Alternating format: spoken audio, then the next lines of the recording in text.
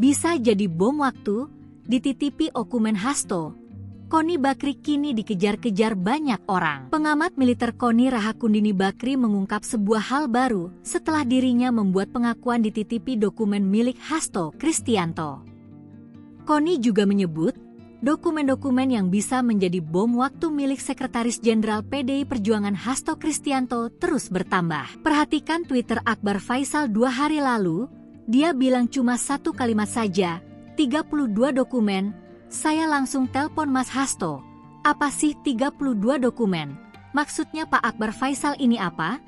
Kata Koni dalam program 1 Mejat The Forum Kompas TV, Rabu, 16 Januari 2025, malam. Ternyata, memang banyak dokumen-dokumen yang tadinya tidak sampai 32, yang saya pegang tidak sampai 32.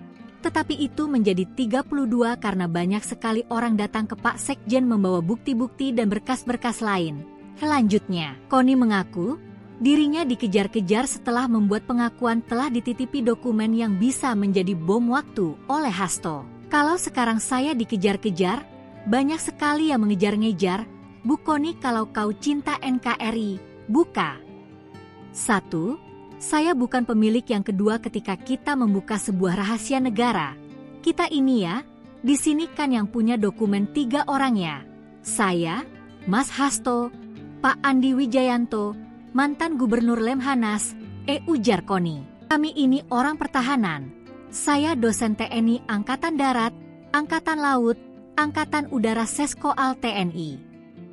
Kami ini tahu betul berapa besar dokumen ini akan bisa membahayakan atau tidak dan bagaimana kita bisa menghandle. Selanjutnya, seperti dilansir Kompas TV, Koni mengatakan hanya bisa mengingatkan agar jangan sampai ada yang memicu resistensi eksternal untuk hal-hal yang berbeda dengan pemerintahan. Sebab perbedaan pandangan dilakukan sebagai sikap check and balance. Ketika orang yang berbeda dengan pendapatnya atau berbeda alurnya dengan pemerintah, which is itu maksudnya untuk check and balance, itu kemudian dia dipres terus, dia akan cari di bawah sistem di luar, itu apa? Dia akan berjuang di luar sistem. Misalnya apa? Bekerja dengan institusi internasional, kan banyak, jadi jangan dipaksa, ujarnya. Tak ini lagi membangun persepsi bahwa negara ini harus check and balance.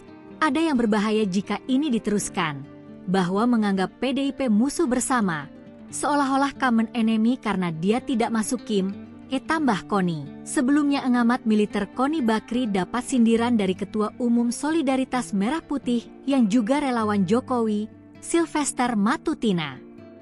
Sosok Sylvester yang kerap bela Jokowi ini menyebut sosok Koni Bakri adalah orang baru di PDIP yang kabur ke Rusia. Pernyataan Sylvester ini disampaikan usai Koni Bakri menyebut dititipi dokumen skandal pejabat milik Sekjen PDIP, Hasto Kristianto.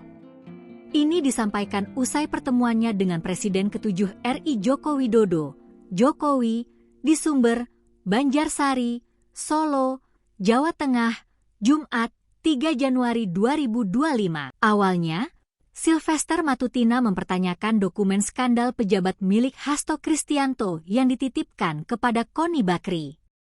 Menurutnya, Koni Bakri adalah orang baru di kalangan elit PDIP. Menurutnya, lebih masuk akal jika data ini dititipkan kepada Ketua Umum PDIP Megawati Soekarno Putri, atau kepada Ketua DPP PDIP Puan Maharani, ataupun Menko Polkam Budi Gunawan. Lebih lanjut, Sylvester menyinggung Koni yang sempat digugat karena dianggap menyebarkan informasi bohong mengenai polisi yang bisa mengakses sistem informasi rekapitulasi, Sirekap, pemilu 2024. Sylvester menduga, Koni ke Rusia untuk menghindari proses hukum atas kasus ini.